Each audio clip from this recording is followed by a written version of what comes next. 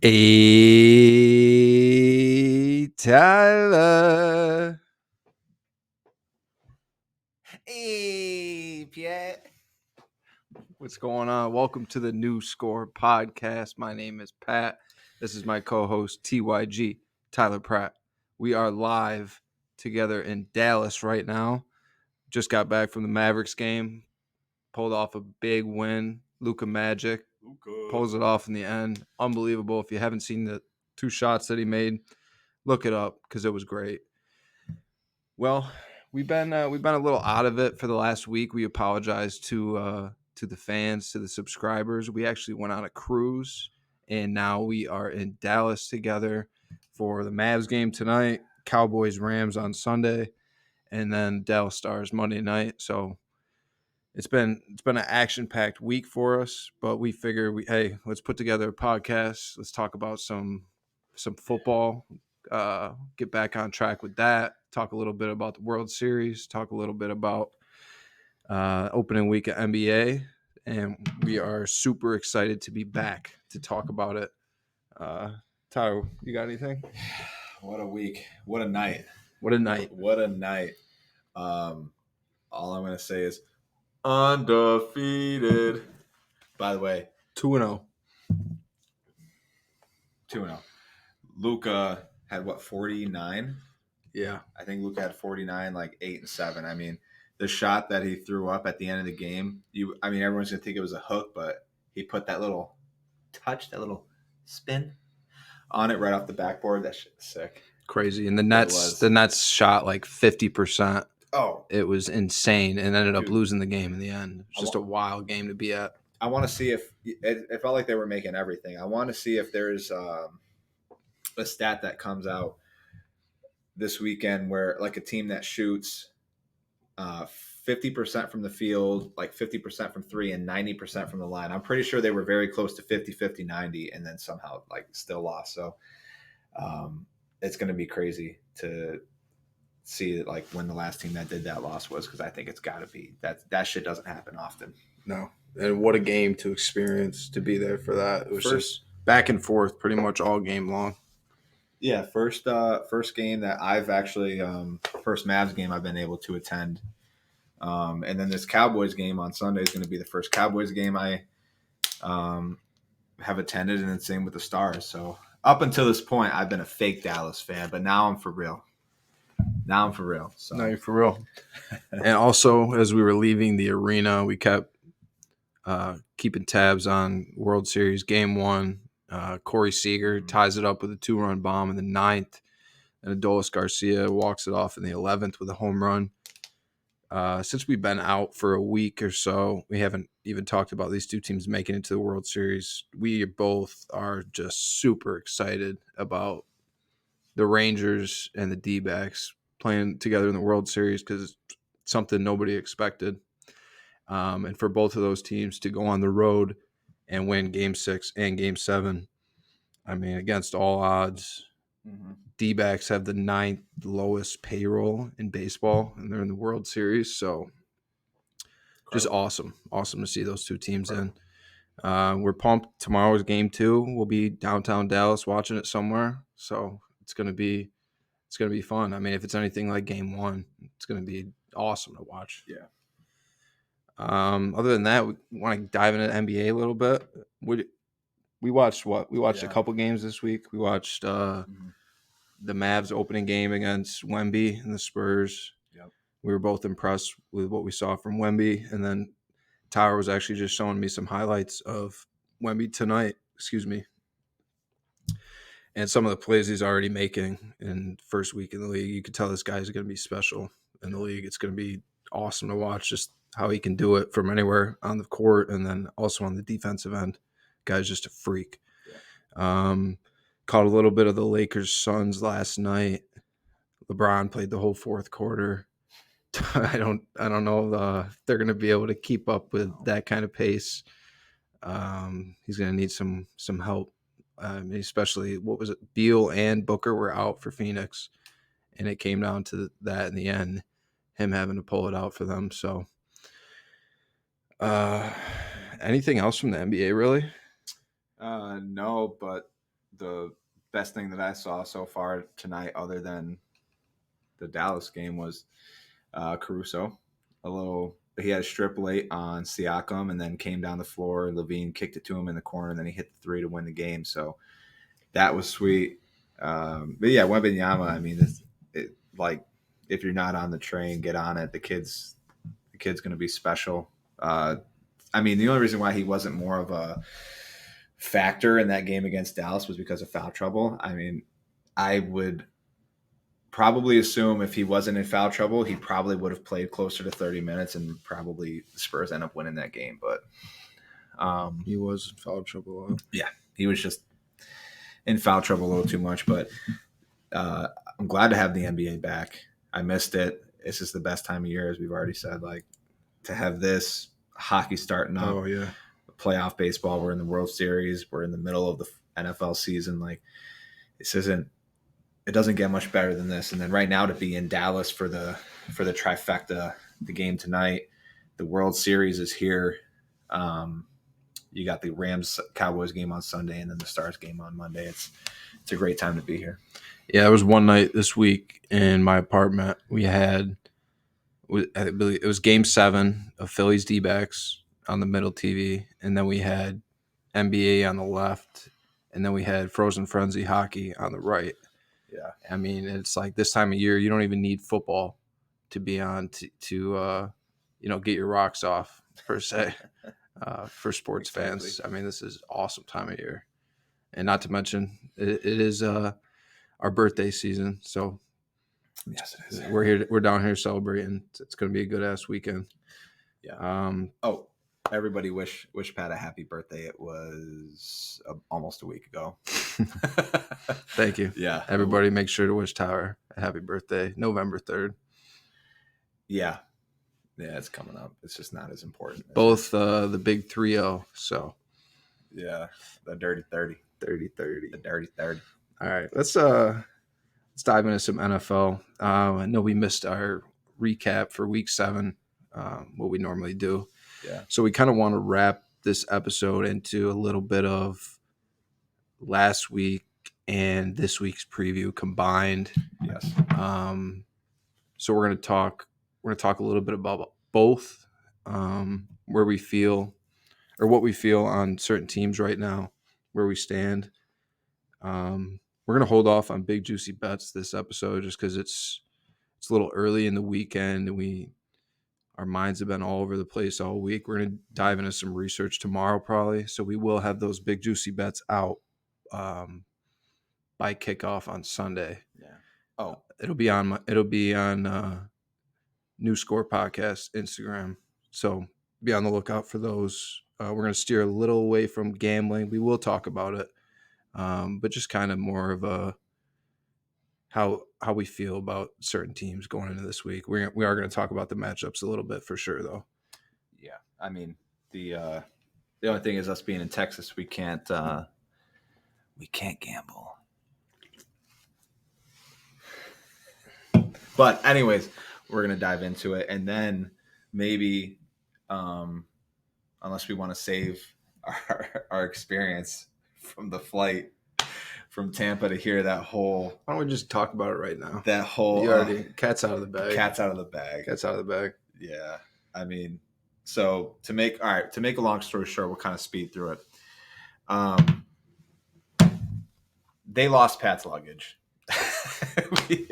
we show up, so our flight was a late flight. We landed actually on the runway in Dallas or Fort Worth at 11:30 Central Time, give or take. We didn't actually get to our terminal and get off the plane until probably quarter after. So we were on the runway for 45 minutes before we actually got off the plane. Now, like, we've said before, we still sometimes sit near the back of the plane. So there we were. And we got this one guy who graciously exchanged his seat with a lady so she could sit next to her husband. And so he sat next to us. And we're like 5-6 rows, I think, from the back. And trust me, I'm a patient man. So is Pat sometimes.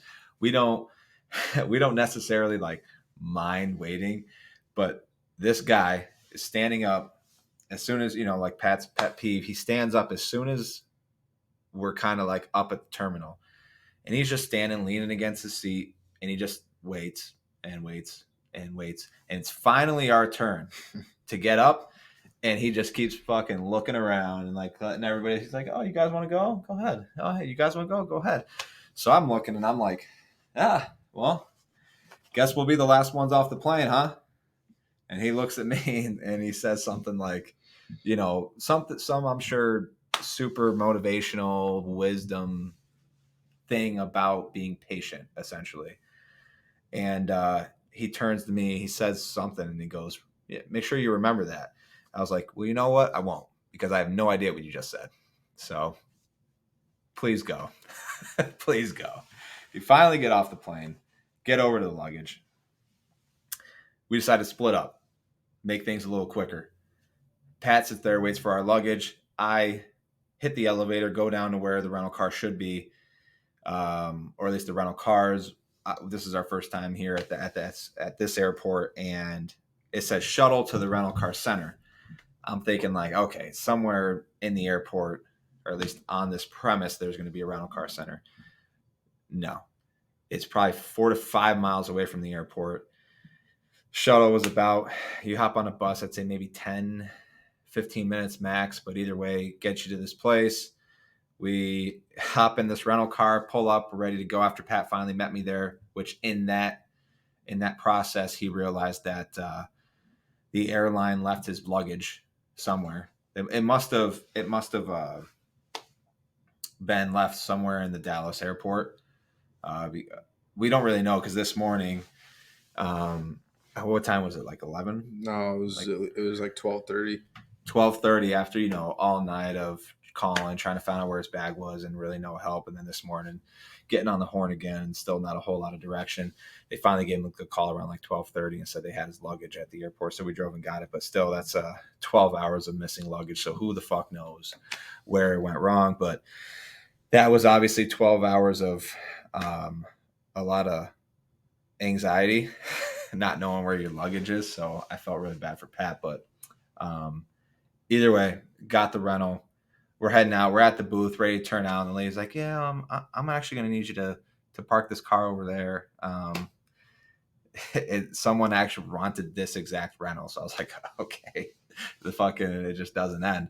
So we go and park it. But then luckily she was like, "Go ahead and pick anything in Presidential Circle." So we kind of upgraded, and we got a little Mustang 2022. So that was like our first break. Until tonight, when it's downpouring, we got flood warnings, and we're driving a Mustang on the highway. It was like not the best whip to be driving, but we put that shit in wet mode. So Save the day. Yeah, no. So just like a crazy, like 4 or 5 hours. The flight wasn't terrible, but everything after it was. So just I guess that was like the quick and dumbed down version. But, Right. So obviously it's super frustrating for anybody that loses luggage. You don't have any of the shit that you packed for your trip, and you have no idea when you're going to get it, if you're going to get it. Mm-hmm. Just being stressed about over that all night, and going into this morning. This morning I woke up and I didn't have any missed calls, any emails, any messages, nothing regarding the status of it. And then just randomly, poof, out of nowhere, got a call saying the airport had my luggage. So thank God. But customer service was an absolute joke. Customer service was trash. Just not even, no clarity whatsoever, giving me any idea, any hope, anything. But luckily today was a lot better day. Mm-hmm. Mavs win. Mavs pull off a big win. Let's go Mavs. 2-0. Luka Magic. Undefeated. And now we're here talking to you. So what a day. What a day for the lads. Cheers. Cheers. Cheers. Happy birthday. Happy birthday. All right. Buccaneers, Bills. We were getting on our flight last night as this game was going on. It was getting into halftime. pretty close game at the time. It was 17-10 as we were getting out of the plane. So we don't really know. We don't really feel like we have like a comfortable stance on talking too much about this game. No. Do want to talk a little bit about last week, Buffalo losing at New England. That was a complete shock to the both of us. We were on the cruise when that was happening, so again, we didn't have our full attention on any of the games really last week, but we did watch a little bit. I think we ended up watching the whole fourth quarter actually of that game. So I saw Mac Jones. Yeah, Mac Jones game winning drive. Shout out to him. Was it Gesicki? Yeah. Touchdown. Yeah.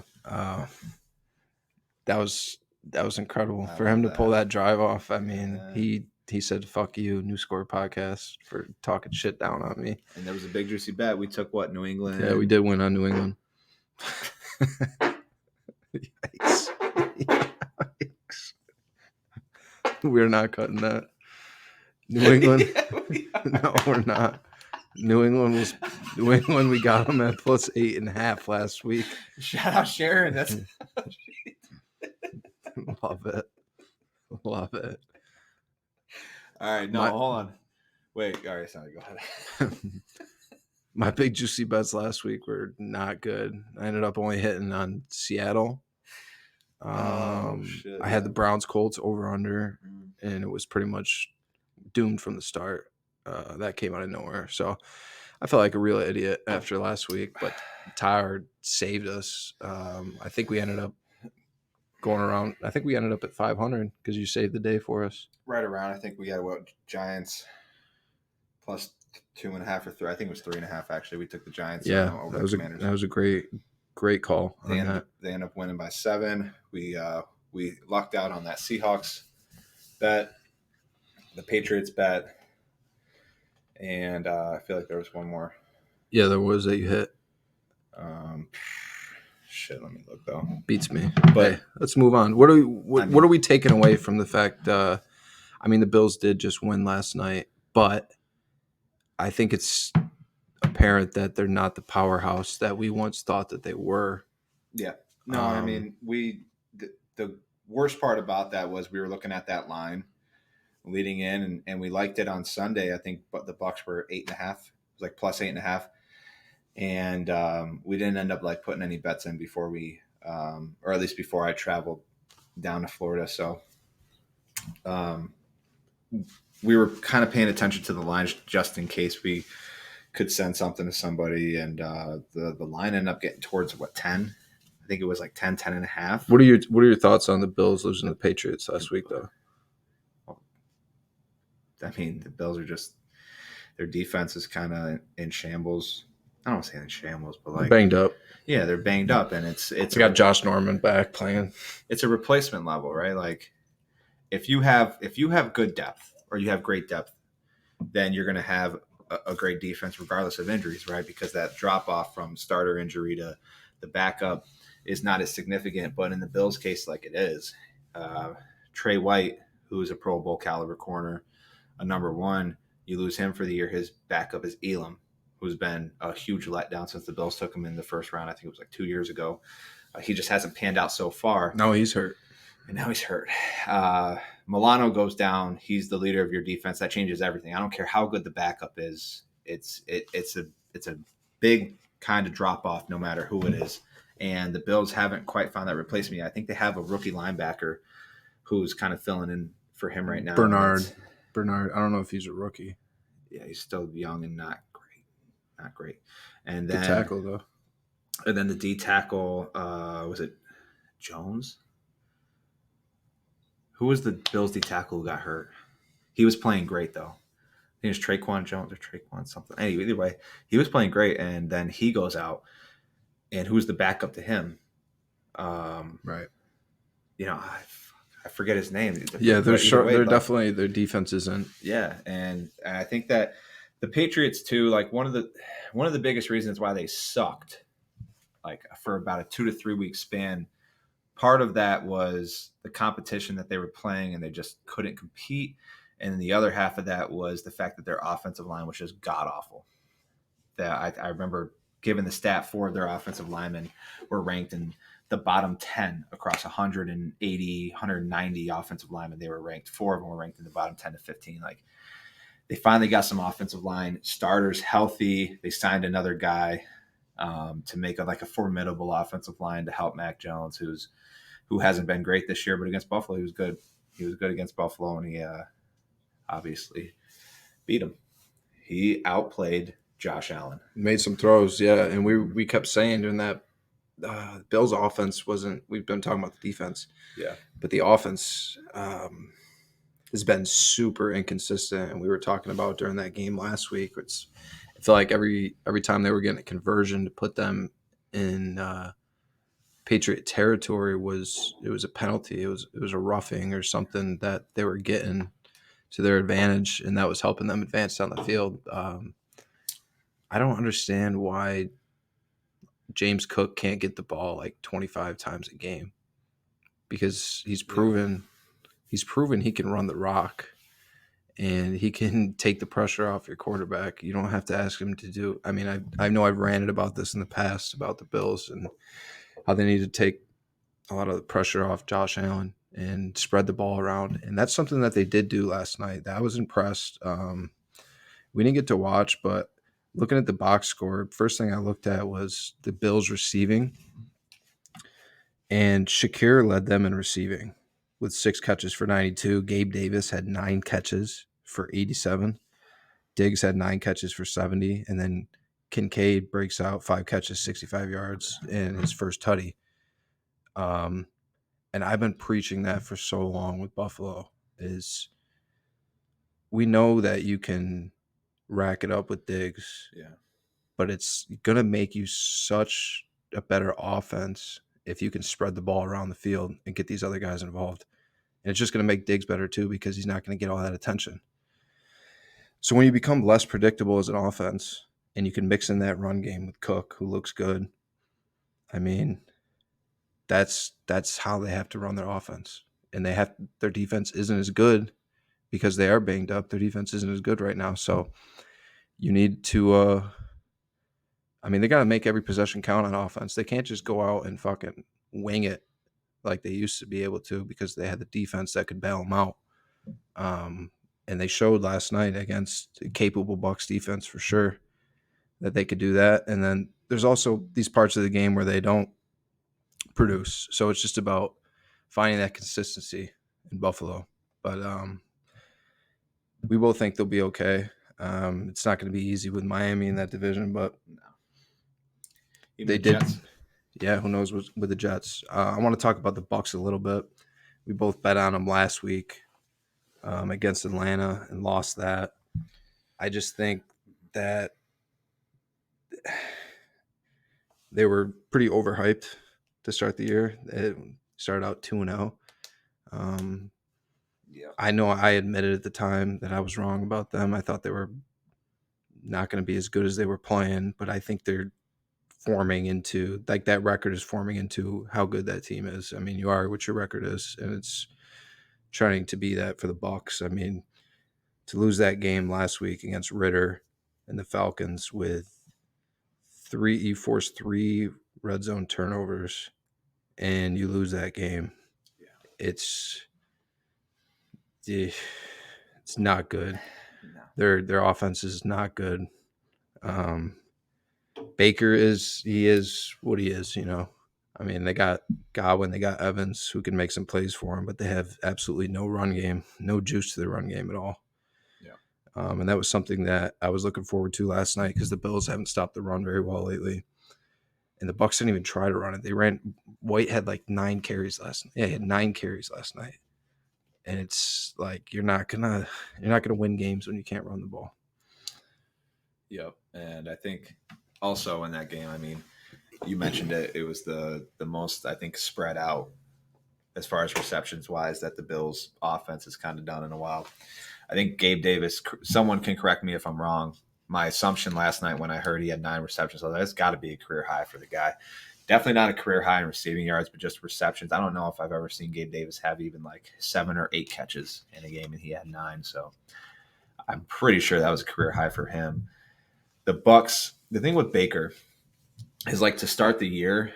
I think through the first maybe 4 to 5 weeks of the season, Baker was number 1, if not top 3 in the NFL against pressure.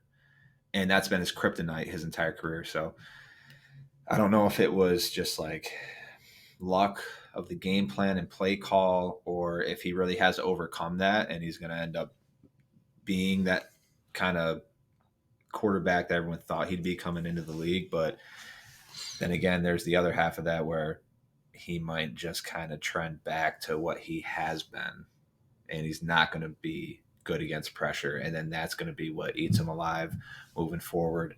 But it's just something to keep an eye on in their offense, especially because their run game hasn't been great either, which isn't great for Baker. So I think the Bucks are going to be a tough play week to week, depending on the matchup. They play good D, sometimes play great D, but their offense is also somewhat inconsistent. So they're a tough team to bet on week to week. For sure. Do you think they got a shot to win that division? I mean, I think its division's still pretty wide open, but do you think the Bucks could win it? Name teams: Falcons, Saints, Bucks, Panthers. Obviously, the Panthers. It's going to take a miracle for them to win the division, but I hate to say this, the Falcons might end up winning the division. All right. Well, we'll dive into that when we talk about them. I just wanted to get your take on that. See if the Bucks. No, not the Bucks. All right. Let's get to this week's games. This week's games. Eagles at the Commanders. Eagles are giving up 7. Eagles are coming off big win last Sunday night against Miami at home. Commanders coming off an extremely disappointing loss against the Giants on the road. My first thoughts about this is the Commanders. I mean, they're another team talking about the Bucs. They're not who I thought they were after that performance last week against the Giants. That was really weird to see. Mm-hmm. Sam Howell is just not getting any time at all. They're just blitzing the shit out of him, and they can't do anything about it. But he does have to play better too. He's not playing as good as he was at the beginning of the season. I was preaching him for a while, and I still think he's got amazing arm talent. The guy's just a gunslinger. But as a quarterback, he's going to have to pull it together. They're going to have to pull it together as a team here because it's starting to get a little ugly for the Commanders. Eagles, obviously, a huge win, beating Miami. And then after seeing the Niners lose again and the Lions, who we'll talk about, them losing, I mean, the Eagles, if you're an Eagles fan, you're feeling good right now after what your team did last week versus what those other teams that have looked really good in the NFC.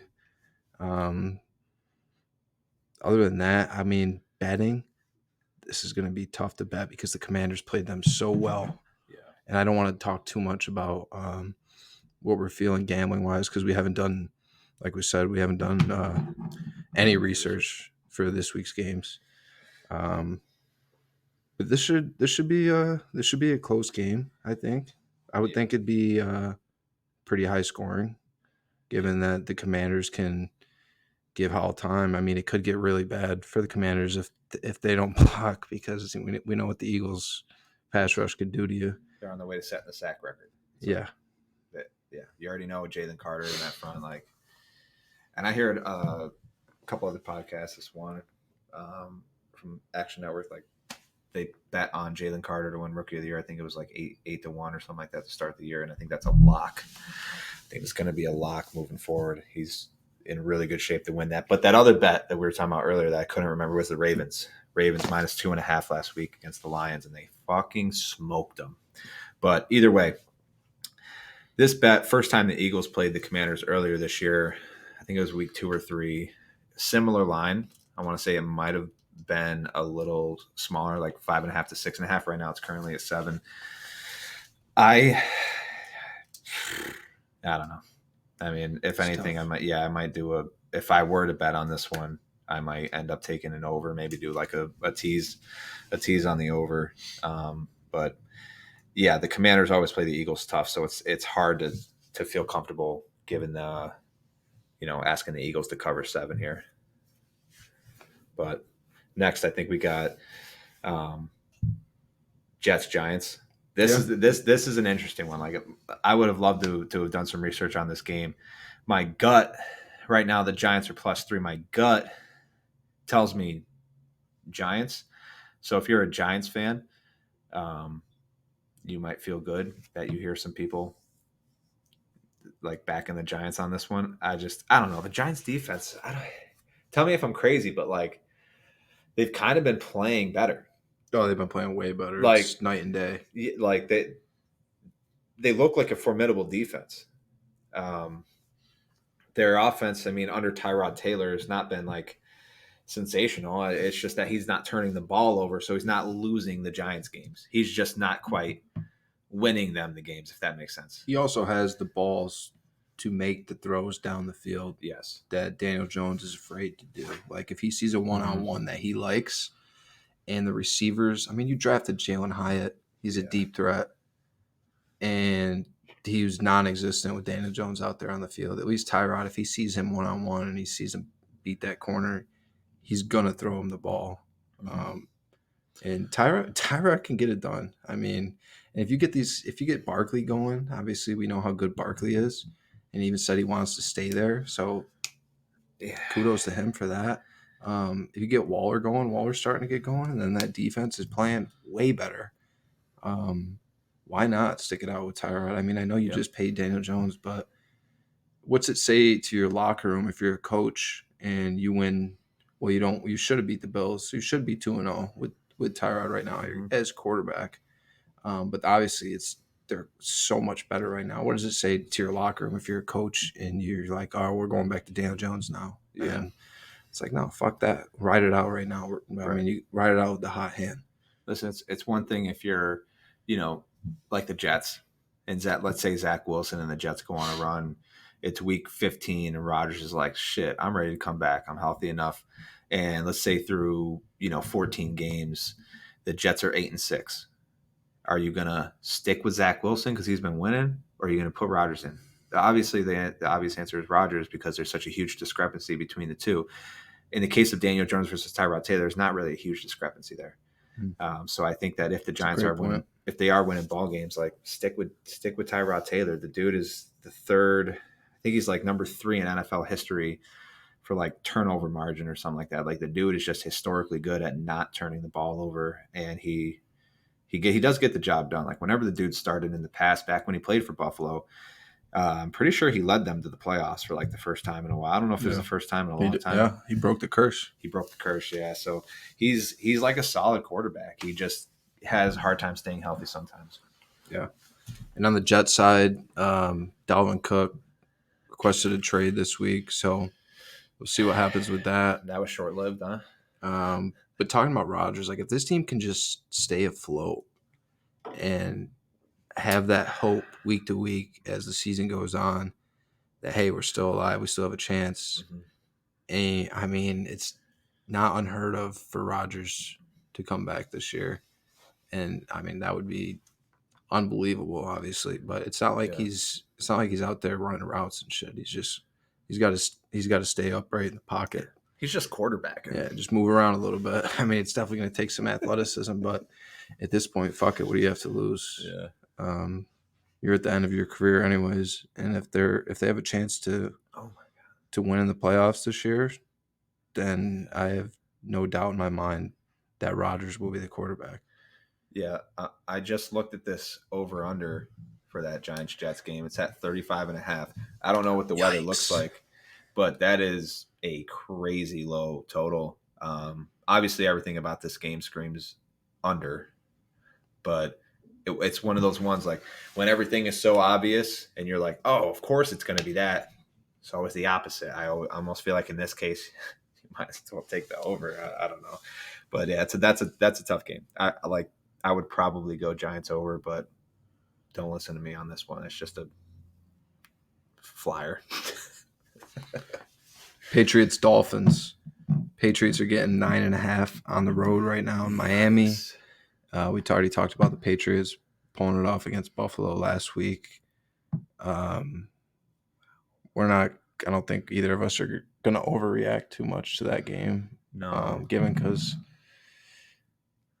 I mean, we knew Belichick was going to pull off a few of these games. And New England was going to find some wins. I don't know if it was going to be Buffalo that they were going to do it against. So that was great and great for Mac Jones getting that game-winning drive in the end.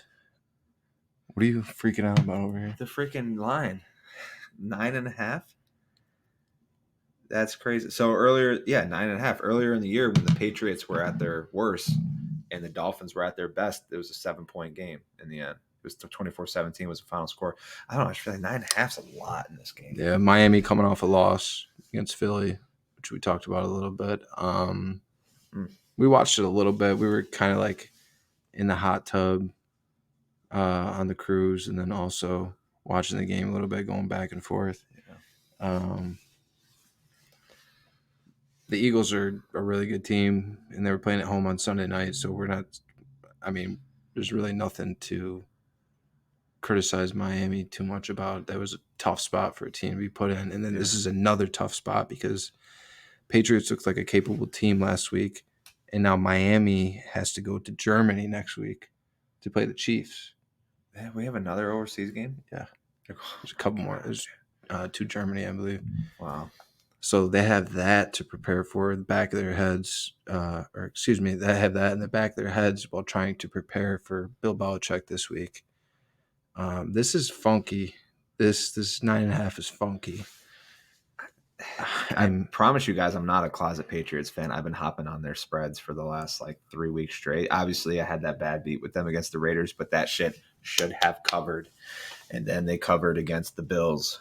Yeah. I mean, they straight up beat the Bills. Let's get you a Mac Jones jersey. Fucking yeah, right. But I don't know.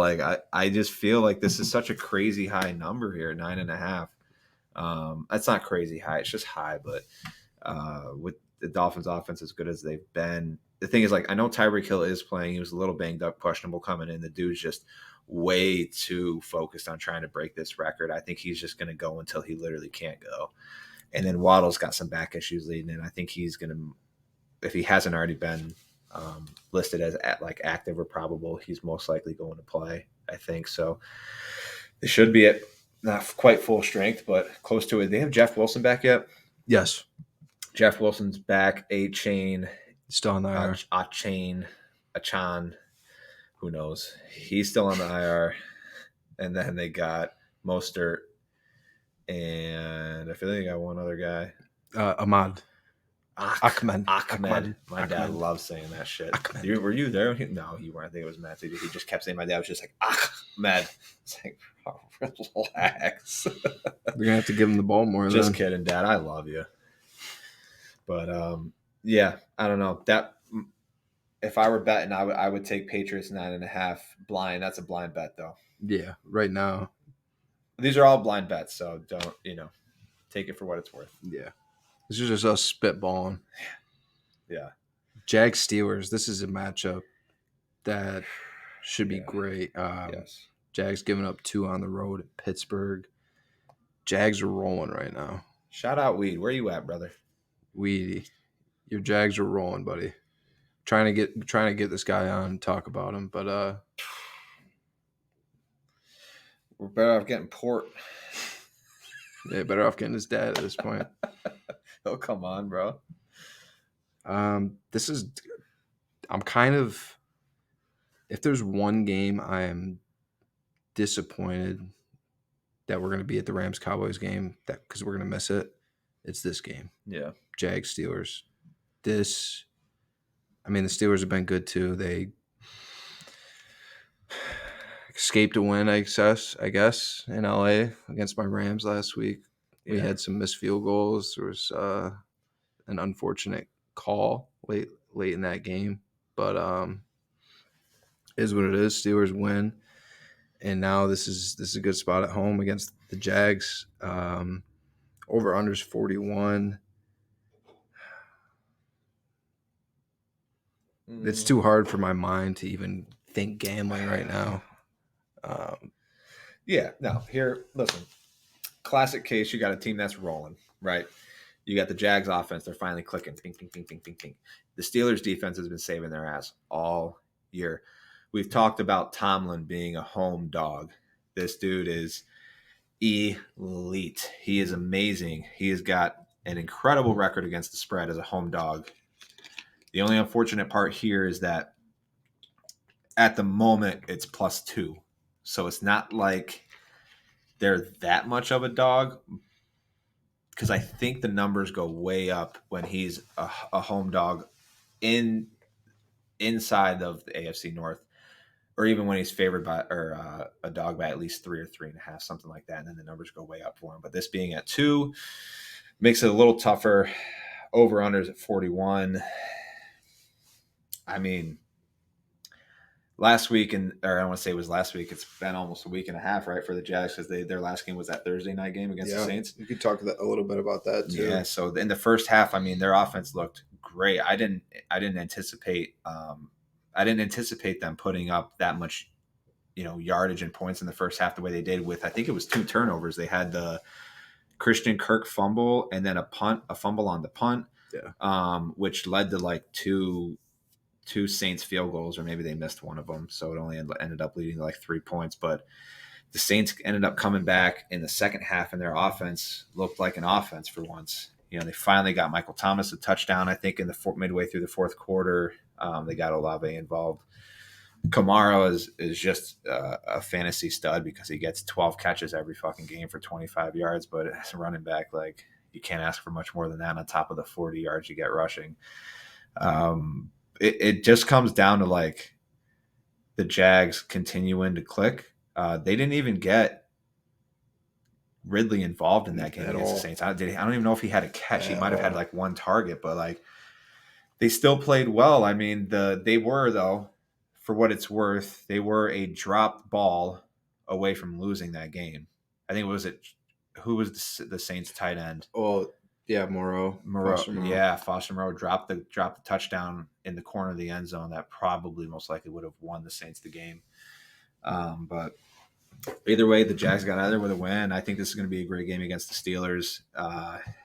Pay attention to the Steelers' game plan offensively. Their scheme has been really bad this year, but I think last week against the Rams, they finally started to kind of like do some things nicely from what we were able to see, which wasn't a whole lot, to be honest with you. But they just got to keep building that chemistry with Pickens, get the run game going. I don't care if it's Harris or Warren. They got to start getting it going on offense. Their defense has been there for them all year and probably will continue to do it.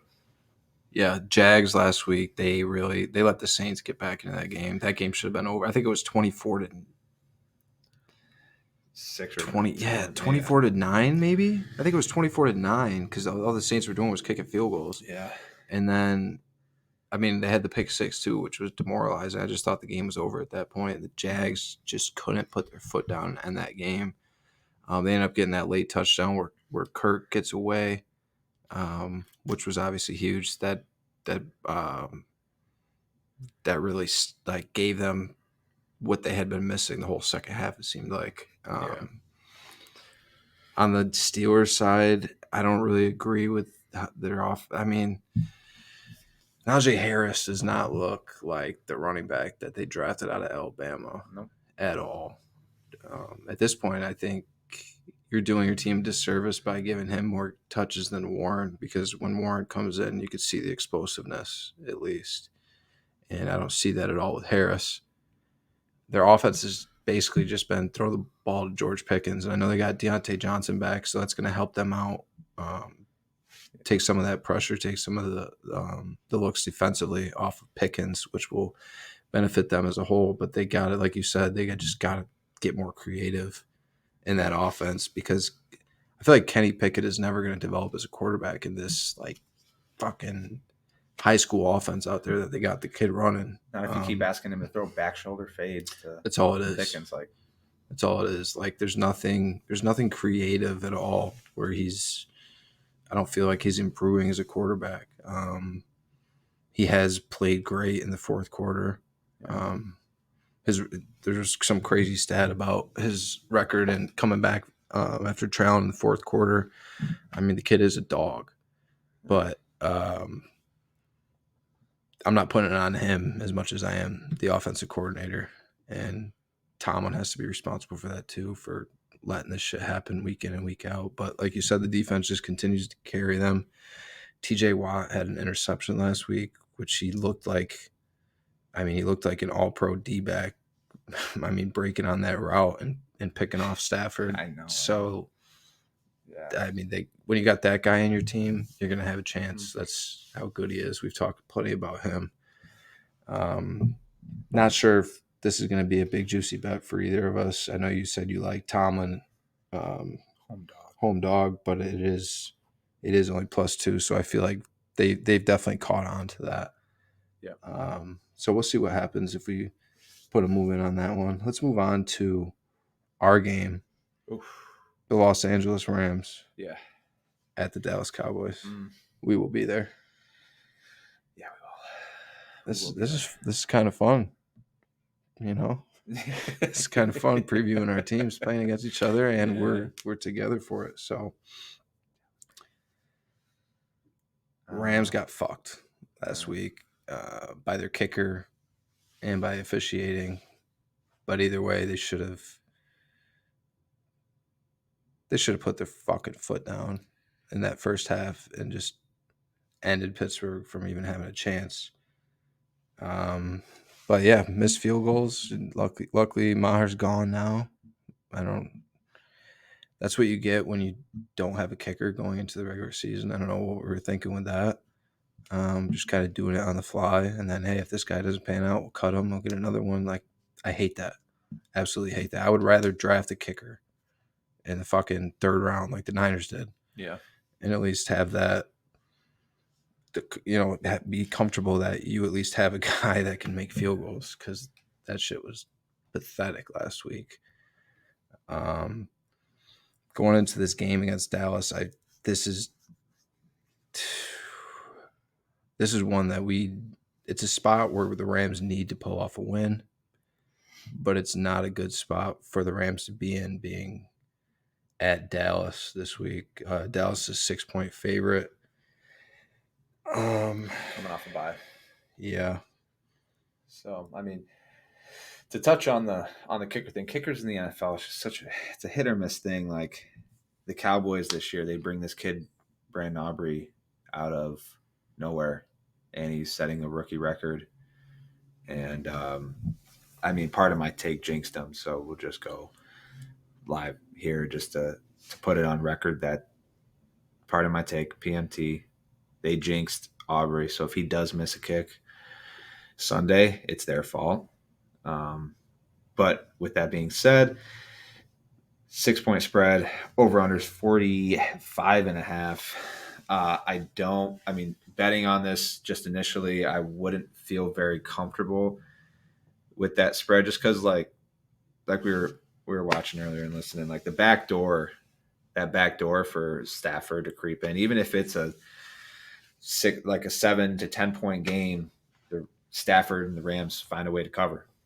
They usually do. So that back door is always open. Stafford's been playing incredible this year. That's the reason why. Like I don't feel super comfortable with Dallas winning by a touchdown because of how good Stafford has been, and then with Kupp healthy and Puka being both top 5 receivers right now. Yeah, just being what he has been this year. Like it's tough. Is Kyren Williams still out?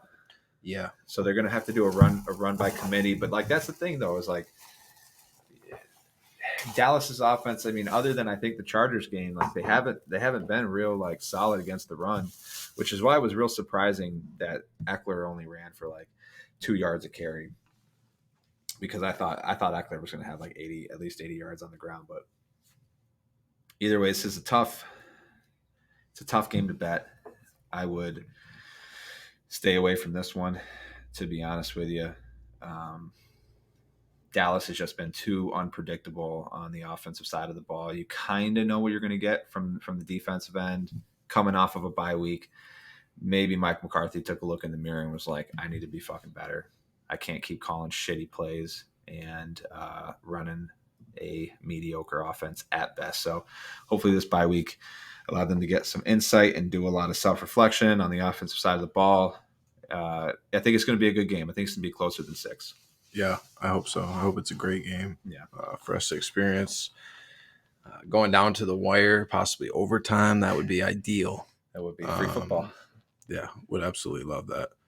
I'm definitely concerned about protecting Stafford against that Cowboys defense. But it's the same thing as any week. I want to talk about the Rams, where if you can't protect, we have no chance. And if you can protect, because Stafford has been playing that good, and Stafford is that good of a quarterback, and we have the weapons that if he has the time, he could dice you up. Yeah. Our defense, I thought they could have played a lot better last week. But it is what it is. I'm pumped though. Either way. Yeah, but that was a great point though. I think that's that X factor is their offensive line, the Rams' offensive line. If they can give Stafford time, this will be a great game. If they fail to give him a pocket, it could go south. So and Rob Havenstein is banged up, our right tackle. So we'll see what happens with that. Yep. We'll definitely post some videos and pictures though. So follow our IG at New Score Podcast, and be happy to share with you. Go Cowboys.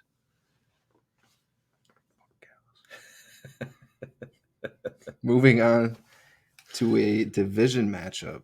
Yeah. Minnesota Vikings coming off a huge win on Monday night against the San Fran 49ers. They're playing at Green Bay, giving up one to the Packers, who lost to Denver last week. Yeah. Jordan Love. Sucked.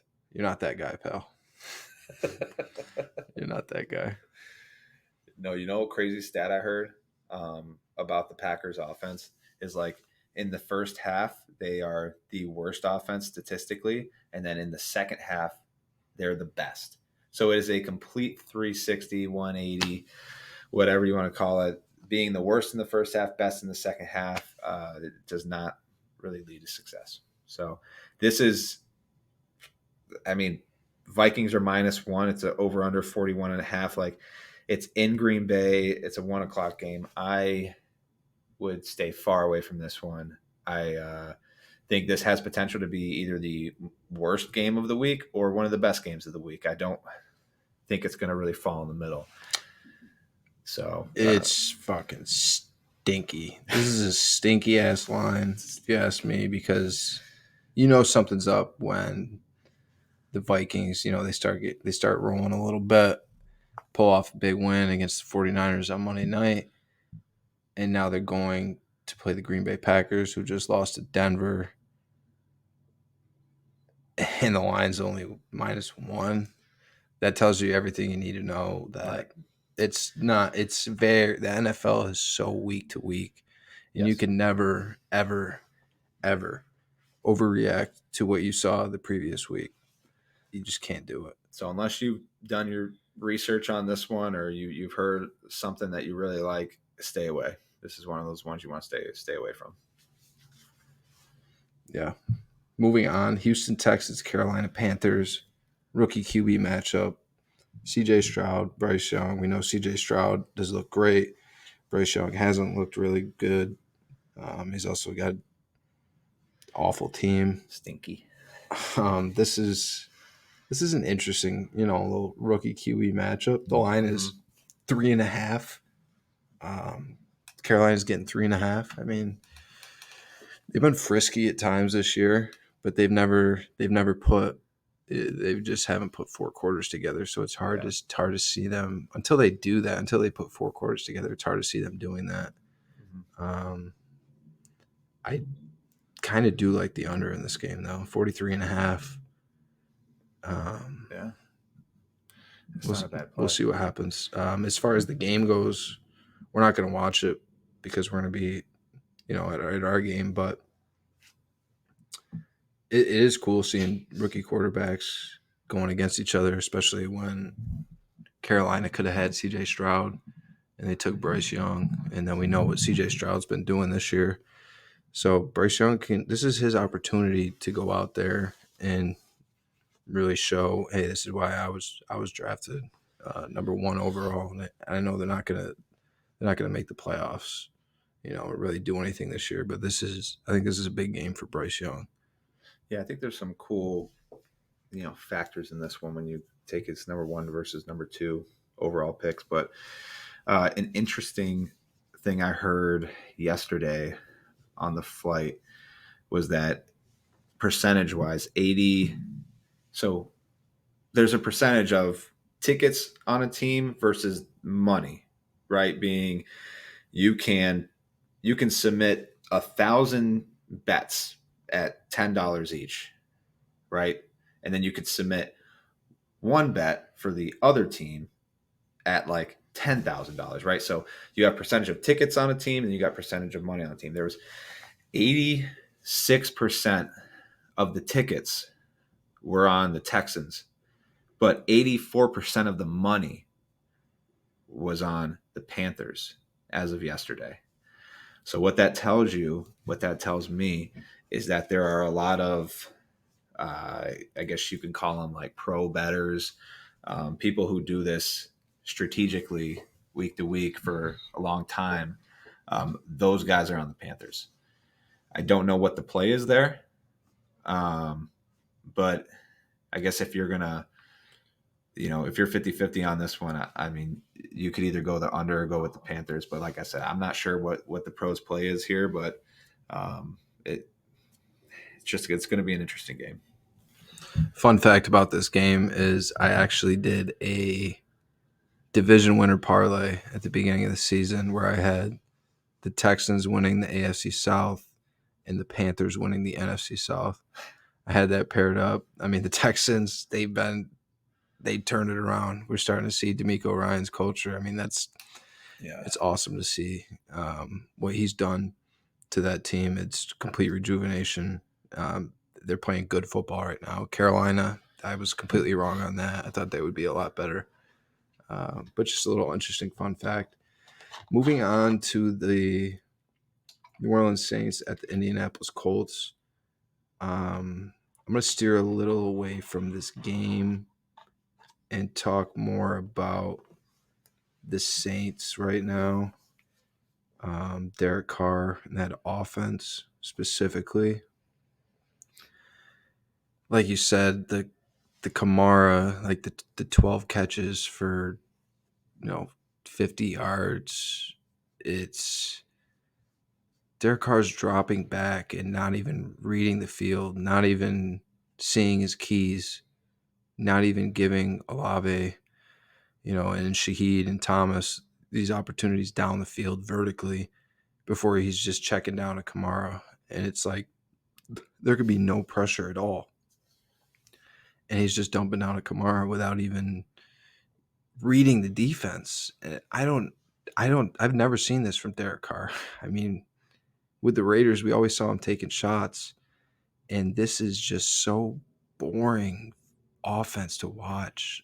It's like he knows, the Saints have a good defense, but he's just completely taking the air out of the football on offense. It's not entertaining at all. Obviously, you want to get the ball into Kamara's hands because he's a great player, but you need to do that through design screens, getting him on the edge in the run game. Obviously, it doesn't mean just dumping the ball off to him every play because you got really good players on the outside too that can take those opportunities and beat a defense. Derek Carr is just he's not giving them that chance. He's not giving those receivers that chance right now. I don't know if it's Derek Carr. I don't know if it's Carmichael, the OC. But if it is Carmichael or if it is Carr, it doesn't matter. Carmichael's ass has got to be on the hot seat right now because that's unacceptable as an offensive coordinator in the NFL. I mean, people want to talk about fire Canada. I'm just seeing just bad scheme in New Orleans by Pete Carmichael right now. It's just not fun to watch for the Saints, and they got the players on offense to do it. You got anything on that? Yeah, it's just frustrating anytime that you have that much talent on offense and you have a quarterback who's capable like Carr. Like, let's not act like Carr's a bad quarterback. He's not. He's a very capable quarterback. He is just like you mentioned, playing very timid.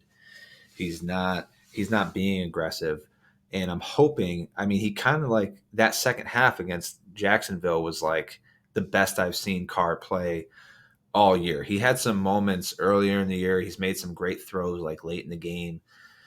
But that second half against Jacksonville, who has a good, I think, top 10 run defense, but their pass defense is a little mid. And they were kind of able to expose that. And it was the first time I've seen their offense just click for consecutive drives, not just a drive here and a drive there.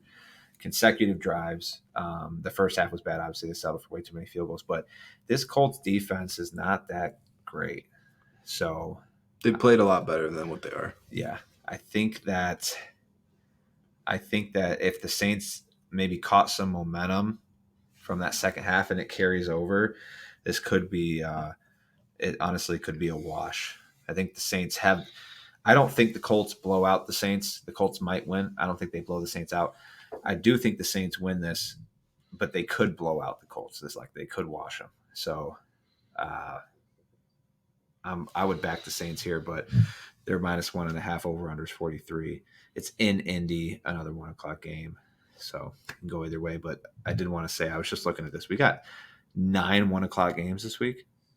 The 1 week that we're going to be at a game, we got 9 1 o'clock games. I don't think there's a team on a bye. I thought I heard that earlier, to be honest with you, which is interesting. I don't have too much on this game other than got fucked on the over-under last week in Indy with Cleveland. That first quarter was just rampant. Like the points where I was like, another one. We're fucked just like that right off the gate.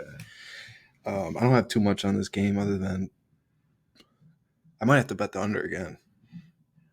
I mean, 43 Saints Colts. Yeah, I might have to bet the under again. Why not? Play with fire a little bit, see if it burns me again. I don't know. We'll see what happens in that one. Yep. Falcons Titans. Interesting. Falcons Titans. Home dog, Vrabel. This is interesting. Falcons did pull off the win, game-winning field goal last week in Tampa. Desmond Ridder turned it over 3 times in the red zone. Not good. Tennessee is starting Will Levis. First career NFL start for Will Levis. So we got Desmond Ridder versus Will Levis. I wish I could see that. I absolutely love that. And you're right. Vrabel, home dog. Over-unders 35, which is completely understandable with what we got going on with these offenses.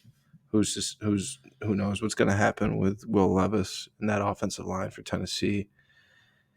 And then Ridder is what he is. We've seen flashes. We've seen flashes of Ridder. We just want to see. We want to see more. We want to see more. You got the playmakers, make it happen. You got the run game. Atlanta's defense is not getting talked about enough. That is a really good fucking defense in Atlanta. We talked about them being good all season. Or hey, they're good. They're better than we expected. No, they're fucking good. They're a really good defense right now. Going against a rookie quarterback, it's gonna be tough for Will Levis. Bad O-line too. I would say I love the under in this game, but 35 is very low. Very low. Tease it. And it's I might have to, and it's going to be tough for me to. I love that Mike Vrabel as a dog, but it's going to be tough not knowing what to expect from Will Levis. Yeah. What happened with the Titans last week? Did they have a bye? The Titans, I don't remember. Yes, they did. They did have a bye, so they'd had the bye week to at least prepare for this. With Tannehill being out. So that had to help. Hey, you got Derrick Henry trade rumors. They just got rid of Bayard. Right. Good point. You got a rookie quarterback starting with a bad offensive line, but this isn't no ordinary rookie quarterback. This is Will Levis. This is a guy who sat in the green room for an entire night and did not hear his name called once. And he loves mayonnaise. Absolutely loves mayonnaise. He puts it on everything. Drinks it. Irrelevant. This kid is, mark this down. Quote me. This kid is going to take his first L of his career. They're going to lose to the Falcons. They're just going to lose. The Falcons are going to, the Titans have a solid rush defense. The Falcons want to run the ball. I don't know what the heck was going on last week with Bijan Robinson. They said he was too sick to play. They gave him a carry though, and you think he got like maybe 2 yards, if that. I just remember looking at my fantasy team and being like, why the fuck is Bijan not playing? He has 0 points. It's the third quarter. He doesn't have a injury tag or anything. So I think the NFL is actually looking into that. But either way, they're going to try to run the ball. I think they get it done. That over-under is crazy low. Algiers really good too. Yes, good. Yeah, no, people shouldn't sleep on Algier. He's a good back. He's a 1,000-yard rusher last year as a rookie. Like, the kid can run the ball. The Falcons have a lot of good pieces. We talked about it the previous weeks with finally getting Pitts and London involved. Like, those are the only 2 guys you need. And you pair that with Bijan and Algier in the backfield, and they have a solid offensive line too with a great defense. Like, they got it. They have it. They just, like, there's a reason why we haven't seen Taylor Heineke yet. Like, clearly this coaching staff believes and they see it out of Ritter. So just keep riding the wave. And you're winning games. So are they like 4-3? 4-3. Should be an interesting game nonetheless. Stop fumbling the ball in the red zone. Yeah, can't do that. Browns Seahawks. Browns are getting 3.5 on the road in Seattle. Obviously, they came off a big win where we didn't even talk about this, but the Colts got absolutely fucked late in that game by the refs. Oh my, yeah, that was so bad. That would have been a hot topic of ours, I'm sure, if we were able to record that night or sooner and been able to actually watch them get fucked in real time. But we just saw the highlights and we were like, holy shit. Couldn't believe it. Absolutely could not believe how bad the Colts got fucked last week. The game should have been over. They should have won. But anyways, Browns going in this week. Deshaun Watson's out. PJ Walker on the road at Seattle. Seattle coming off a win at home against Arizona, which they did cover. Big juicy bet. Lucky cover too. Yeah. But yeah, we got away with one. Seattle's been getting lucky this year. Honestly, this game though gives me the heebie-jeebies. Heebie-jeebies, yeah. Heebie-jeebies. I don't like this game at all. I don't like it one bit. I think the Seahawks are the safe, easy play here. But last time we said there was a safe, easy play against this Browns team, it was the Niners. We all remember how that went. So over/under's 37.5. I think that might be too low. I don't know. Just a game I'm going to stay away from too. You're probably right. Seattle's defense has played a lot better, though, than I expected. Excuse me. I was telling Tyler earlier about how much I love this Witherspoon rookie for Seattle. When he was drafted, I didn't really know much about him at all. And I thought they were going to take Jalen Carter. So I was relieved when they didn't.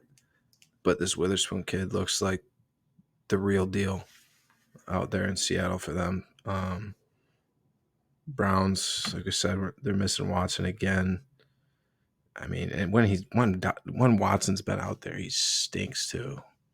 I don't know what the fuck is going on with that. Their offense might be better off without him right now. Yeah, honestly, it might be.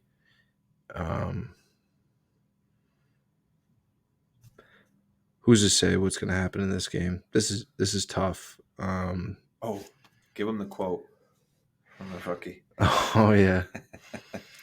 So when I was telling Tyler earlier about how much I like this Witherspoon kid, it was actually I addressed it when I saw a quote on social media where he was getting interviewed about Deshaun Watson being out this week for the Browns, and his response was, "Well, the doctors told him he can't play, and for the first time, he's taking no as an answer." Get it? So shit like that, I absolutely love. I love it? when your cornerback, your D back or whatever, is just an absolute dog in that fashion, where he doesn't give a fuck. He'll say anything. I'm joking. He'll say anything before the week. He'll say anything on the field. I love that. Those guys that you love them when you're on when they're on your team, you know, the Jalen Ramseys, and you hate them when they're on the other team. It's like people are like, yeah, Jalen Ramsey's a scumbag, da, da, da, da. And I'm like, yeah, you would love to have that guy on your team. So shut the fuck up. Yeah. Like those guys are. That's the mentality that you need to play cornerback in the NFL. That's what makes great corners. Look at Deion Sanders. So, I mean, that's it. Yeah, kind of unrelated, but like it's kind of like the Pat Bev effect, like Patrick Beverly in the NBA, one of those guys you hate watching if he's not on your team, but one of those guys you love to have on your team. Right. Chiefs, Broncos. We're diving into the late slate now. Yeah, I'm looking at it. Chiefs are only giving up 7. I know it was a lot closer than everybody expected that first matchup. 3-point game. Yeah. No. Denver was in it until they were literally in it the entire game. They had that touchdown late. Yeah, it's like Denver did. Yeah. Sutton had that touchdown in the end zone late in the game. He brought his feet down in the end zone for that really good catch. Yeah. And it was just felt like Kansas City couldn't really get it going all game, and Denver was there all game long, and you were just waiting for something to happen. And Russell Wilson couldn't get anything going. Pulled off a touchdown drive late, but it wasn't enough for them to win. Over unders 47. 19-8. I think the Chiefs. Last time. I think the Chiefs are better than they were last year when they won a Super Bowl. I really do. I think the Chiefs are better than they were last year. Yeah. At this point in the season, for sure, just because of how good that defense looks. Their defense is pretty young in some spots. Those guys had to play some key roles last year in the playoffs, and they stood tall for them. And those guys are only gaining more experience now this season. I think they're really coming together as a unit. And Mahomes is Mahomes. He is the anomaly when it comes to quarterback, where it really doesn't matter. He's gonna find a way to get it done. There's nobody else like him. He's gonna find a way to get it done. He's gonna find a way to lead his team. Get production from guys on his offense. They got Mecole Hardman back, who's a ghost for the Jets, and I'm sure you're gonna see him in a key role going down the wire in this season. He already knows that system well, and they got him for peanuts after him signing with the Jets in the offseason. So I think the Chiefs are in a great spot right now. As far as this game goes, the Broncos they suck. They pulled off a win at home against the Packers last week, but I mean, they are what they are. They're not great. Russ is not great. I feel like everybody of value on that team is going to end up getting traded sometime this year. I was just about to say that. For whatever reason. Pat Surtain's name has been brought up, who's so young. They just brought him into that organization, and that's a position where you want to hang on to. Like if you have that shutdown corner and you just drafted him a couple years ago, that's a guy you're going to hang on to. But for whatever reason, his name is being thrown out there in trades. We'll see what happens with that. Like I said, I'm not going to talk too much about betting. I just wanted to talk about the Chiefs and the fact that I think they have a great chance right now. It's looking. They have a great opportunity to repeat, which doesn't happen in the NFL, and it's because that defense is going to take so much pressure off of that offense, and we know they're going to get it going. Speaking of that defense, 21 points week 1 without Chris Jones to the Lions, which when you think about it, you give up 21 to the Lions, doesn't seem like that bad, right? Then they only give up 9 to the Jags, 10 to the Bears, 20 to the Jets, 20 to the Vikings, 8 to the Broncos last time, which was only, 2 or 3 weeks ago, October 12th, and then 17 to the Chargers. Like, week 1, that 21 points against the Lions was the most they've given up all year. This defense is averaging less than 20 points per game against them. Like Pat said, to his point, let me get centered here. To his point, that offense right now is the only thing that's not like truly clicking. And with Pat Mahomes, Travis Kelce, Andy Reid, most importantly, like that offense is going to figure it out sooner rather than later, most likely. And it just seems like in this game, in this moment, like if the trade deadline wasn't after this game, I would jump on this line at 7 before it changes. Like the Broncos could go in fire sale mode, especially after they lose this game. If they lose this game, but if and when they do, it could be a complete fire sale. They've already gotten rid of a few key guys that they brought in to make a run when they got Russ, and obviously that arguably worst trade in the NFL has not panned out. But I would definitely take the I don't know. I mean, 7 is Chiefs. Go Chiefs. Chiefs. Mostly. So, just saying. Baltimore. Or you got something else? You take the under. It was 19-8 last time, 27. The over-under is 47 this time. Division matchup. In Denver, you can take the under. I don't know, though. I don't know. Take the under. All right. Baltimore Ravens at the Arizona Cardinals. Baltimore Ravens coming off of a curb stomping on the Detroit Lions at home last week. Absolutely. They looked incredible last week. Playing at Arizona, giving up 9.5. As far as the Ravens go, I've talked about this before, where when the Ravens are clicking, they look so good. They look like the best team in the AFC when they're clicking. Now, I know we're just talking about the Chiefs. I feel like the one team that presents a true threat right now in the AFC to the Chiefs, to taking that AFC crown from them, is the Baltimore Ravens. And the defense is playing great right now. But most importantly, Lamar Jackson looks incredible as an NFL quarterback right now. I mean, if you're one of those guys that said Lamar should be playing running back or receiver, or he can't play in the pocket, can't do this, can't do that, go kick rocks. Yeah, choke on something.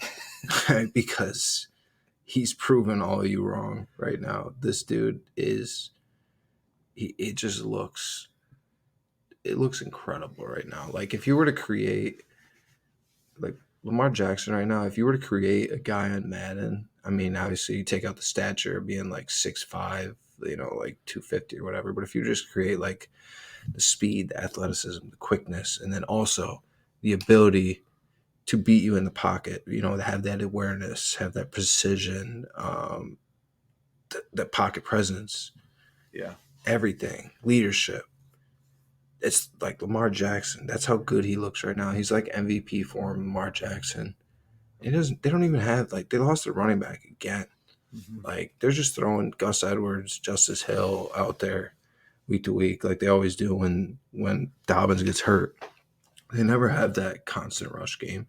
He's got a new coordinator that he had to adjust to a new offense this year, and it looks like it's paying off big time for them on that move that they made because he's getting everybody involved. It's not just Mark Andrews anymore. It used to just be Mark Andrews, Mark Andrews, Mark Andrews in this offense.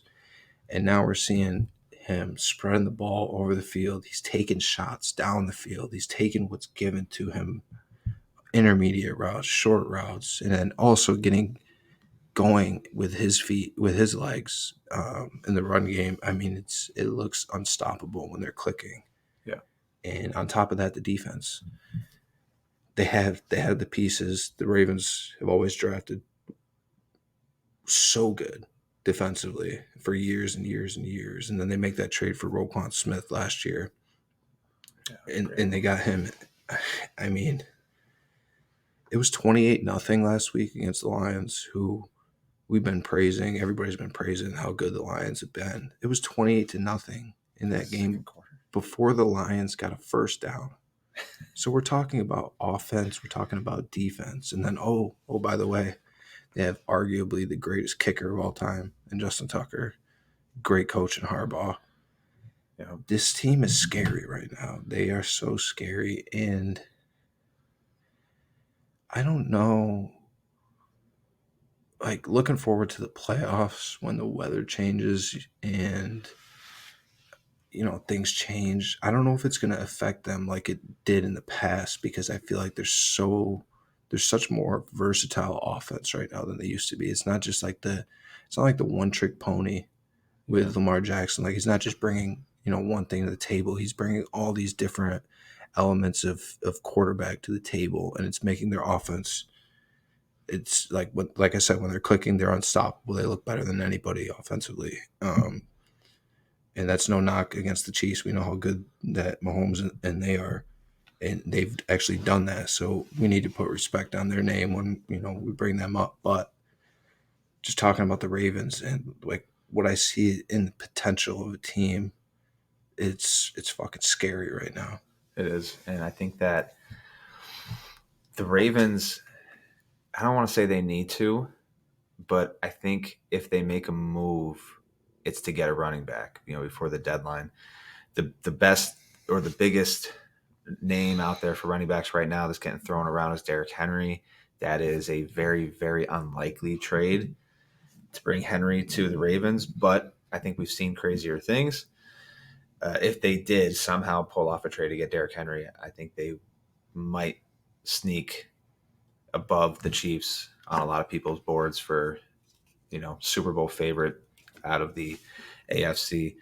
To Pat's point, we all know, especially when it comes playoff time, weather's unpredictable, how crucial special teams and especially kickers can be in high stakes, high drama games like the playoffs, where it usually comes down to 3 points or one possession.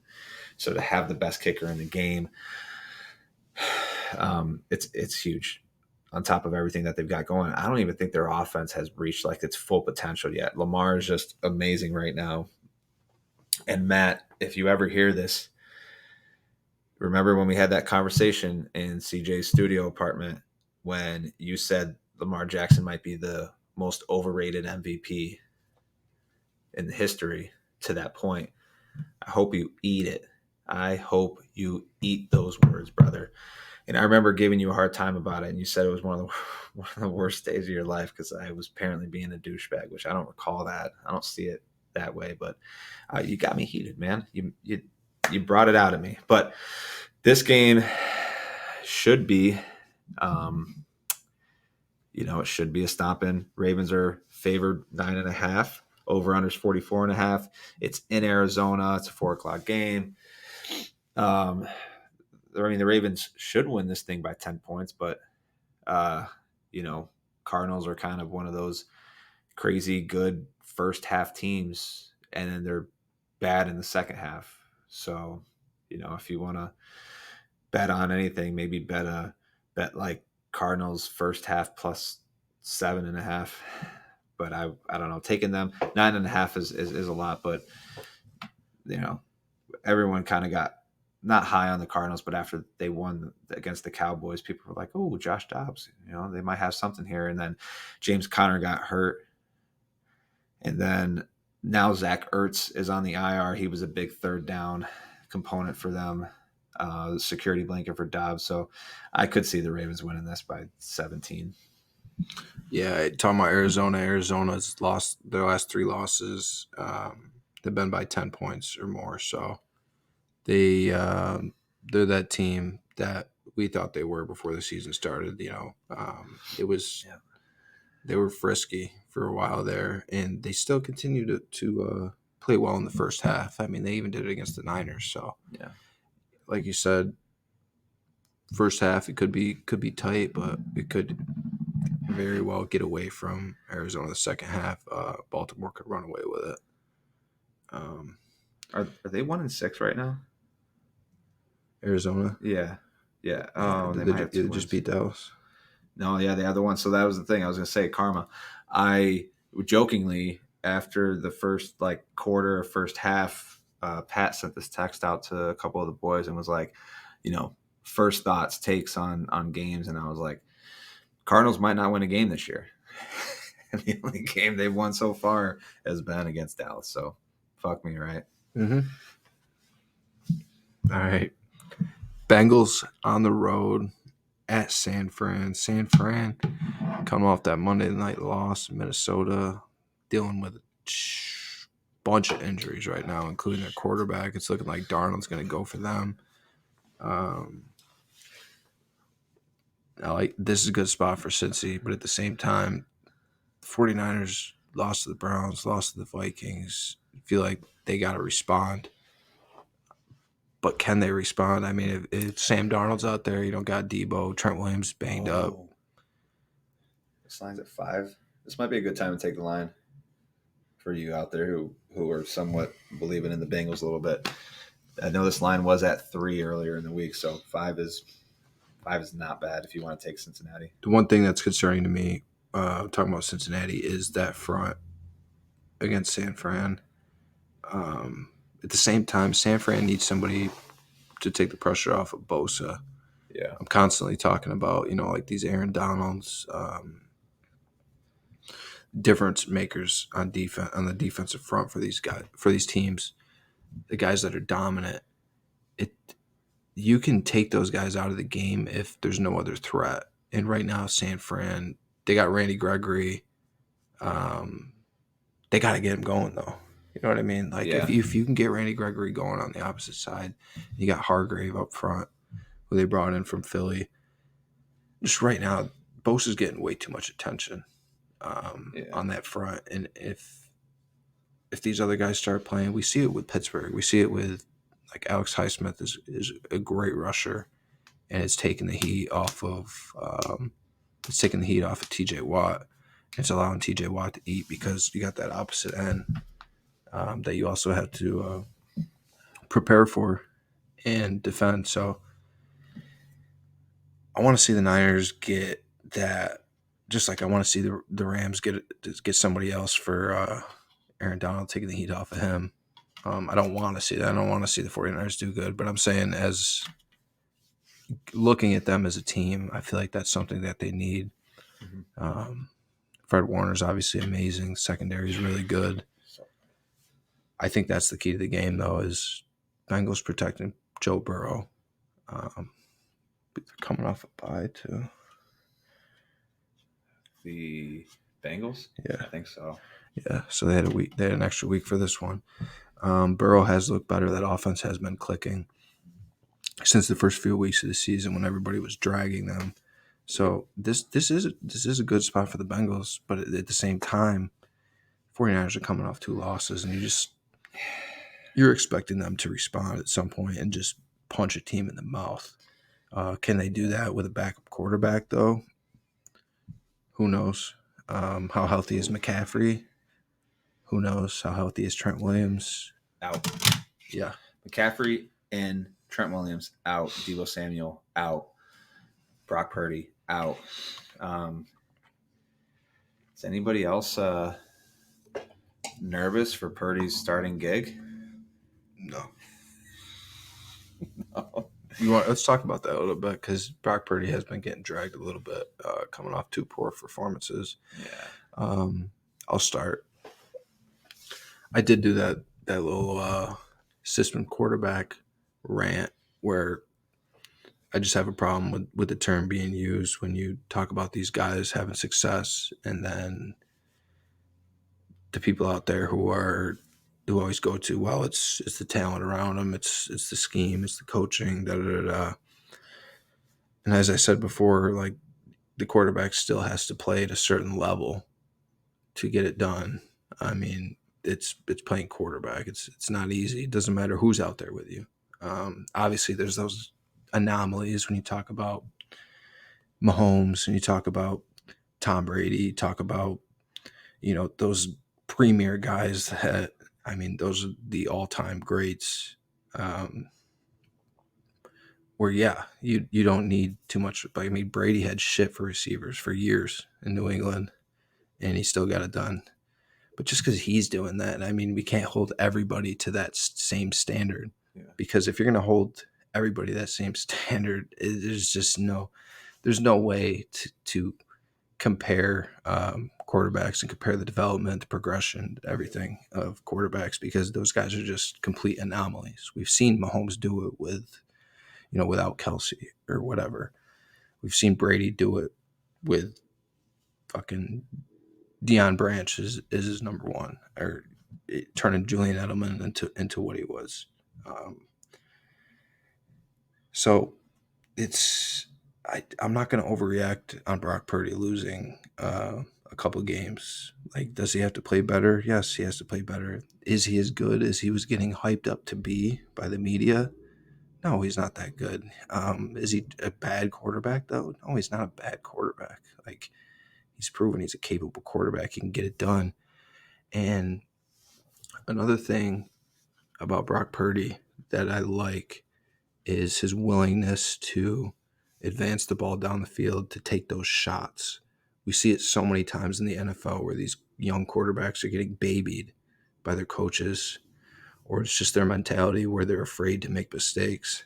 And because of that, there's just no juice to an offense. There's no vertical threat to an offense. There's no progressing through your reads. There's no development. There's just nothing. And to me, I'd rather have my quarterback, take that shot down the field. I mean, obviously, you don't want to throw him in a double, triple coverage. But if it's just like a timing miscue, like we've seen a couple picks that Purdy's thrown where it's based off timing. It's not him being, too timid or too scared, to make a play. And like, he always looks comfortable when he's in there. He looks like a comfortable starting quarterback in the league. So that's something to think about when you're evaluating these young quarterbacks: is, are they actually willing? Your stomach's going crazy right now.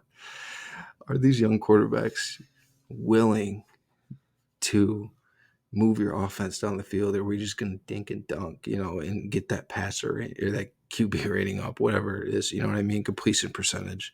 Yeah. Like, are we just concerned about that and not turning the ball over? Or are we concerned about, actually developing as an offense?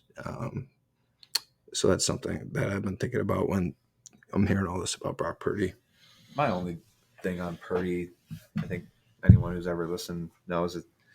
For me, it was just accuracy down the field. I mean, when you look at the kid's like physical traits, like he doesn't have like ideal size. He doesn't have an ideal arm or arm strength. Like he can't chuck the ball, 60 yards down the field on a knee like Josh Allen or some of these other quarterbacks, Herbert with big arms. Like, but the dude gets it done because he quick reads, right? Quick reads. He knows the offense real well. So fast he gets the ball out. He can get out really quick. And that's what makes him as good as he is. Like, he's a good quarterback. He's just not. He's not as. I think yeah, like you say, he's not as good as what the media hyped him up to be because what was he up until that Browns game undefeated in the regular season? He's a good quarterback on a great team. Like they have a great team. I think that with some of the injuries that they were getting, the Browns defense is great. We see great quarterbacks struggle against great defenses, commonly almost. So for Brock Purdy to struggle against a great Browns defense, like, are we really that surprised? Especially when McCaffrey goes down for the whole second half, Debo went down, Trent Williams went down. Like, you're talking 3 all-pro players all go down in the first half of the game. It's not a huge shock that it played out the way it did, but I think we'll see. We'll see what Sam Darnold has, which I'm kind of excited because I always was never a huge hater on Sam Darnold. I kind of always thought he was solid. He just got brought into a bad situation, and the Jets were a bad organization when he was drafted. There's no excuses for his play. It's not like he played great, but I don't think that he deserved as much hate as he got. I think he is solid. There's a reason why the Niners held on to him and traded Trey Lance. I think part of it being they knew they could get more value out of Trey Lance than Sam Darnold, but also I think it speaks to having some belief in Darnold that if anything happened to Purdy, he's the guy they want playing. As far as the game, the Bengals are looking better. I kind of like 5 here, maybe even the under. I think that the Bengals pass rush can cause some problems for Darnold, especially with Trent Williams being out. Niners defense is obviously very tough. I think that's going to be a great matchup, though. Joe Burrow versus the Niners defense. Burrow and Chase have been clicking lately. I think it's going to be a good one, but I kind of like Bengals +5 and maybe like a little tease on the over under, and then probably take the under, to be honest. But that's my uneducated guess. One more thing before we move on to the next game is I want to address people talking about injuries. Well, if a guy's out, if a guy gets hurt, it's just to be able to get it done. When people have that discussion, there's a big difference in football between knowing a guy is out at the beginning of the week and then losing a guy during the game. And that's because there's so much preparation and scheming that goes on during the week where you plan to have that guy in your system. You got plays drawn up for him, whatever it may be. But if a guy gets hurt in the middle of a game, you're adjusting on the fly. You don't have that extra time to prepare for what's next. It just kind of all hits you at once, and it's like, all right, next man up. But obviously, that next man isn't as good as the guy that he's replacing, and that's obviously the case for the 49ers. So when you're going a whole week where, well, we don't really know if McCaffrey's going to play, and then 2 weeks ago when Debo gets hurt against the Browns and he's out for the rest of the game, that's something that you're addressing on the fly. You don't get to prepare for that. So I don't think that gets talked about enough in football when we talk about these injuries and guys going out for teams. Yeah, and to that point, like these guys and the roles, it's also like the role that they play in the offense. Debo and Christian McCaffrey do so much for that offense. It's not just like, your number 3 or slot receiver goes down, or like your backup tight end, your number 2 tight end goes out. Like those guys specifically in that offense, we know, understand, like they play a big role in everything that they do, and they do a lot of different things for that offense. So it's not like just a basic role that you're replacing with a backup. Like it's key, significant roles. Yeah. All right. Prime time Sunday night. Ew. Chicago Bears at the LA Chargers. Bears are getting 8.5 on the road. Tyson Bagent. I think it's Bagent, but coming off a win last week at home against the Raiders.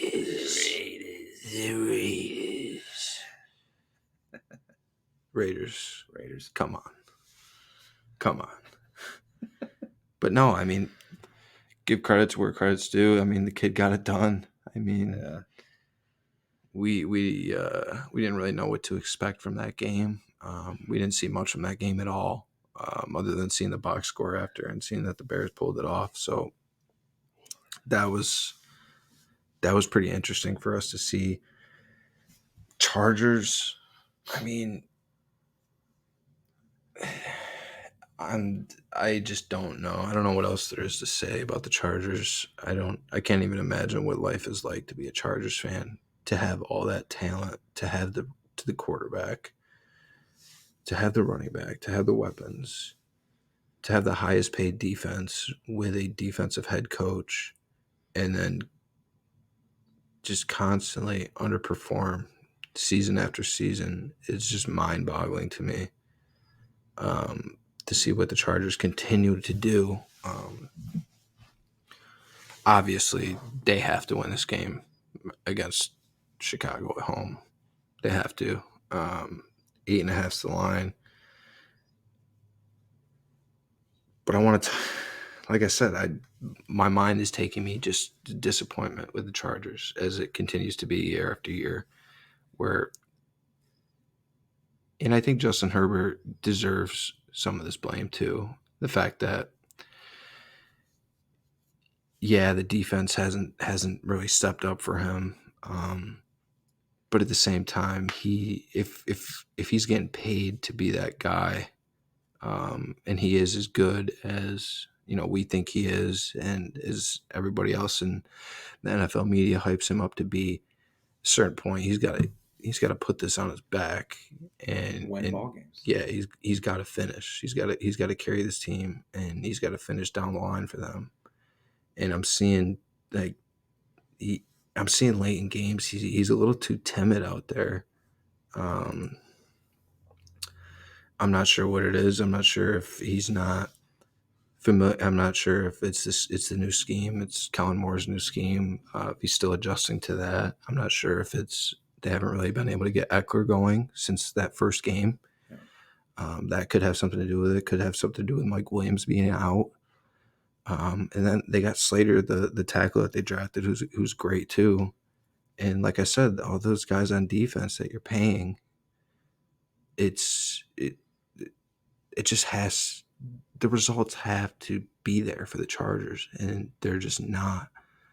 I was talking to Tyler the other day about it, and it's like, I honestly think if Sean Payton waited an extra year to come back to the NFL, he's like, no, fuck it, I'm going to stay at Fox for another year, skip out on the Denver job, and then see what happens. And then obviously if the Chargers underperform like they are right now and they let Staley go, like Sean Payton with Justin Herbert and that Chargers team is like, we're talking like 11, 12 wins.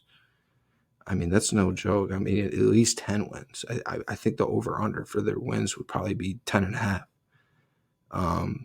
And then you talk about Harbaugh. If Harbaugh was to leave Michigan and come back to the NFL, I mean, if he likes that Chargers job, which who wouldn't like that Chargers job? Yeah. I mean, if you're a good coach and you could step in and handle that heat, Harbaugh could certainly, they could instantly, I would instantly think they're going to win 11, 12 games. It's just something about the culture right now with the Chargers. I don't know. It's big. Culture's a big thing. Yeah, I think Staley's on the hot seat, or if it isn't hot, it's as close as it can be. Scorching. Boiling. It's got to be boiling, right? Yeah, I mean, if they lose another game, if they lose this game, like it can't just be a discussion. Like it has to be in motion. This is a big game for the Chargers. I know they're 8.5 point favorites right here. This is a game that by all means they should win, especially against Baden. Like if they lose this game, moves have to be made. Honestly, it shouldn't be close. It shouldn't be. It shouldn't be close. But here we are talking about it, right? What is it? Over 46.5. Like the Chargers should put up 34 points, 37 points this game. All you need the Bears to do is score a touchdown and get a field goal. But against this Chargers defense, it's not like that far out of the realm of possibilities. How are the Bears looking in their backfield? Do they got anybody back? They should. Yeah, Roshan Johnson should be back. So they got him and Foreman now. Okay, and who Herbert? How long is he out for? I'm not sure. Too long. But yeah, I mean, listen, this is not going to be a pretty Sunday night game.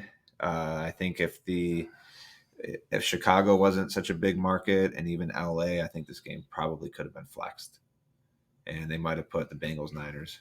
Yeah, it would have been nice if they could. But I think then again with Dalton, I mean, there's not like a lot of great. Yeah. Sorry. There's not a lot of great games this week. I think, like, I'm not just saying this, but I think one of the best games is going to be that Rams-Cowboys game or Jags-Steelers. I think that's going to be a great game, too. Just not a lot of great games, but you never know. Speaking of great games, Monday night, Raiders. Going to Detroit, going down to Motown, taking on the Lions. 46.5 is the over-under. Talked about the Raiders. Another thing about that Bears-Chargers game, I mean, if you just look at both rosters, I mean, you take Justin Fields out of the Bears, and then Herbert, obviously, because of injury. You just look at both rosters. You're thinking, like, this is like 11-12 point spread, but it's sitting at 8.5 because the Chargers, they don't know how to do it. It's like we said, it's something, but they're gonna let the Bears sneak in the back door. They very well could. Like, that's something that, yeah, I'm afraid to even touch that game. But like you said, let's move on. Raiders-Lions. Raiders coming off that tough loss to those Chicago Bears on the road last week. Jimmy G back. Detroit Lions coming off of a stomping, absolute stomping. Look it up. Jimmy.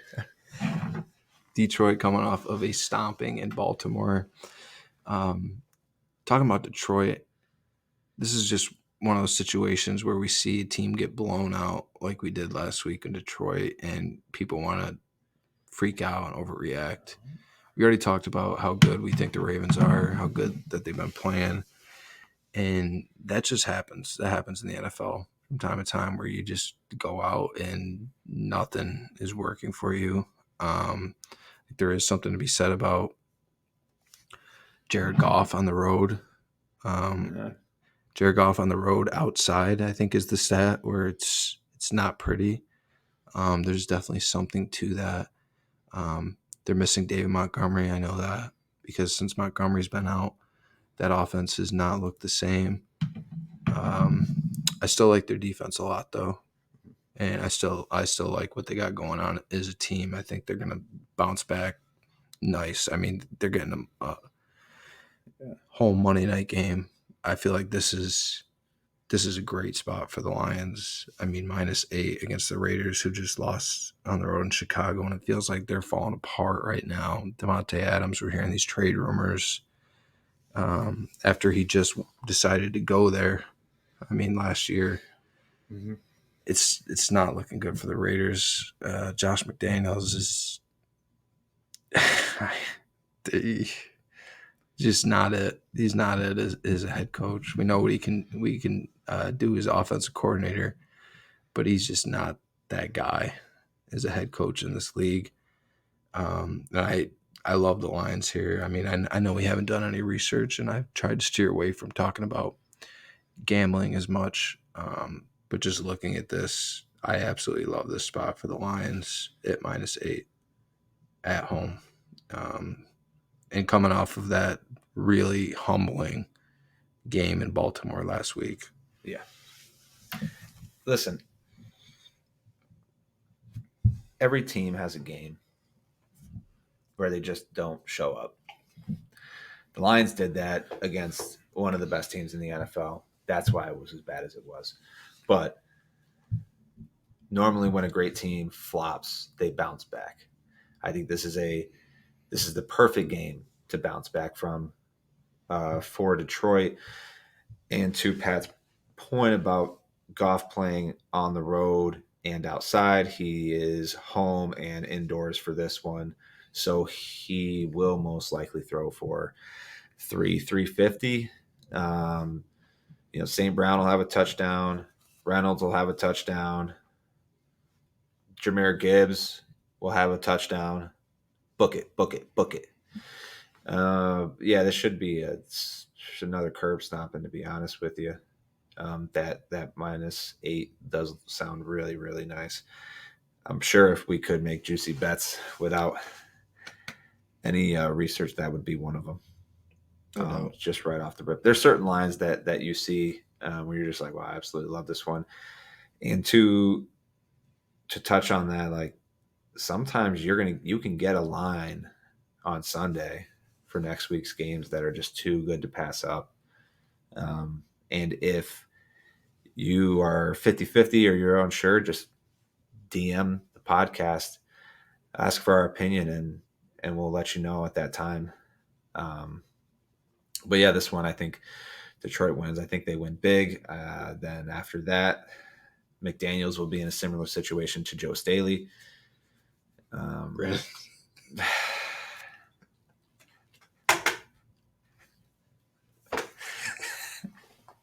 You know who I'm talking about.